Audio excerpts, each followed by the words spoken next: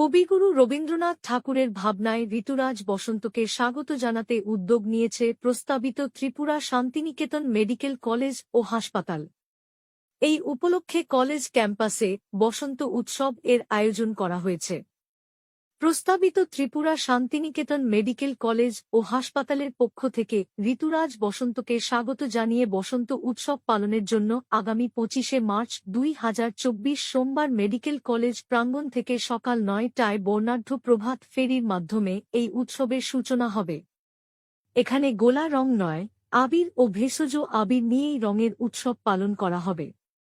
College সূত্রে জানা গেছে, ইতিমধ্যেই স্থানীয় বিভিন্ন সাংস্কৃতিক সংগঠন বসন্ত উৎসবে অংশ নেবার কথা জানিয়েছেন।